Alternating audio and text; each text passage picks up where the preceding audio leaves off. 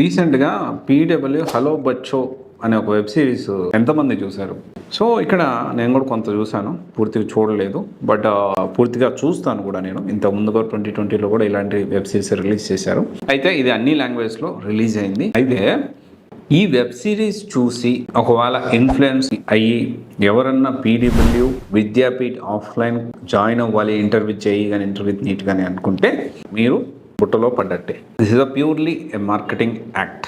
So ఇక్కడ మనం అందరం అర్థం చేసుకోవాల్సిన విషయం ఏంటంటే ఇది ఒక మార్కెటింగ్ యాడ్ లాంటిది. అందరికీ తెలుసు, నేను మార్కెటింగ్ చేసుకోవడం తప్పు అని నేను అన్ను. అండ్ ఆన్లైన్లో పీడబ్ల్యూ అనేది ఫిజిక్స్ వాళ్ళ అనేది చాలా సక్సెస్ అయింది. ఎందుకు అంటే అఫోర్డబుల్ ప్రైస్ తోటి చాలా బాగా క్లాసులు చెప్పడము ఇదంతా దీనివల్ల.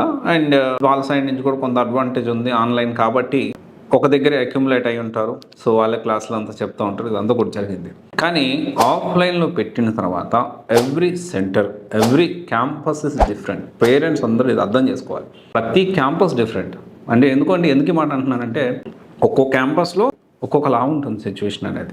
అంటే ఒక్కో క్యాంపస్లో మంచి ఫ్యాకల్టీ ఉంటారు, ఎన్విరాన్మెంట్ బాగుంటుంది. ఎందుకంటే ఇన్ని క్యాంపస్లు, ఇన్ని బ్రాంచ్లు ఉన్నాయి కదా, అన్ని బ్రాంచ్లు ఒకేలా ఉంటాయి అనుకోవడం పొరపాటు. పీడబ్ల్యూ అనేది మంచిదే కాదనట్లేదు, ఆన్లైన్లో సూపర్ సక్సెస్ అయింది. ఆఫ్లైన్లో పర్టికులర్ బ్రాంచ్లో, పర్టికులర్ క్యాంపస్లో ఎలాంటి ఫ్యాకల్టీ ఉన్నారు, ఎలాగ వాళ్ళు క్లాసెస్ చెప్పిస్తున్నారు, ఎలా చదివిస్తున్నారు, ఎన్విరాన్మెంట్ ఎలాగుంది, అక్కడ ఏ ఫ్యాకల్టీ ఉన్నారు, వాళ్ళలో ఎంతమంది ఐఐటియన్స్ ఉన్నారు, ఎంతమంది మంచి ఎక్స్పీరియన్స్డ్ ఫ్యాకల్టీ ఉన్నారు, ఫుడ్ ఎలాగుంది, ఇవన్నీ తెలుసుకోకుండా కొన్ని చూసి నేను చెప్పేది కూడా ఇంకోటి కూడా అన్నీ కూడా ఇన్ఫ్లుయెన్స్ అయ్యి ఎప్పుడు కూడా డెసిషన్ తీసుకోకూడదు. ఓకేనా? ఇది ఒకసారి ఆలోచించండి. Thank you.